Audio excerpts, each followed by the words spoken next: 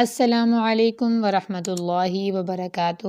لاکھوں کروڑوں درود و سلام حضور اقدس صلی اللہ علیہ وآلہ وسلم کی بارگاہ میں، ان کی آل پر اور ان کے اصحاب پر۔ قال رسول اللہ صلی اللہ علیہ وآلہ وسلم خیرکم من تعلم القرآن وعلمہ۔ پچھلی ویڈیو میں ہم نے کچھ ہم آواز حروف کے بارے میں پڑھا تھا، ایسے حروف جن کی آوازیں ملتی جلتی ہیں تو ان کی ہم نے ادائیگی پڑھی تھی۔ آج اسی ویڈیو کو ہم نے جاری رکھنا ہے اور مزید ایسے حروف کے بارے میں پڑھنا ہے جن کی آوازیں آپس میں ملتی جلتی ہیں، تو ہم نے ان کی ادائیگی کے بارے میں سمجھنا ہے۔ آج سب سے پہلے ہم پڑھیں گے ہا اور خا میں فرق۔ ہا میں اور ہا میں کیا فرق ہے؟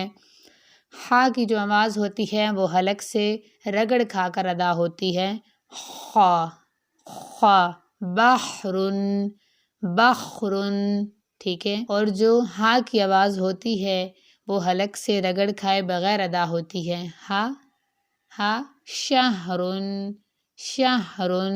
اس میں کیا ہوتی ہے؟ یہ اقصی حلق سے ادا ہوتا ہے، حلق کے بالکل شروع سے والے حصے سے ادا ہوتا ہے، تو اس میں حلق سے اس کی جب ادائیگی کرتے ہیں تو اس کی آواز حلق سے رگڑ نہیں کھاتی، شہرن۔ اس کے بعد ہے ذال، ذا، ضا اور ضاد میں فرق۔ سب سے پہلے پڑھتے ہیں ذال کے بارے میں۔ ذال کی آواز باریک اور نرم ہوتی ہے، ذکرن ذکرن، ٹھیک ہے۔ اس کے بعد ہے زا۔ زا کی آواز جو ہوتی ہے وہ باریک ہوتی ہے، سخت ہوتی ہے اور اس سے سیٹی کی آواز آتی ہے، زال زال، زینتن زینتن، ٹھیک ہے۔ اور اس کے بعد ہے ضا۔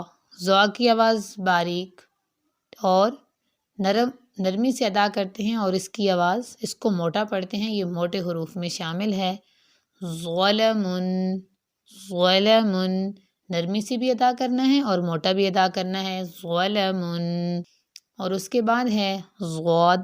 ضاد کی آواز کو موٹا ادا کرتے ہیں، ضاد ضاد، یعنی اس کو آپ نے موٹا پڑھنا ہے۔ اس کے بعد ہے کاف اور قاف میں فرق۔ کاف کی آواز باریک پڑھی جاتی ہے، باریک حروف میں شامل ہے، کفر کفر۔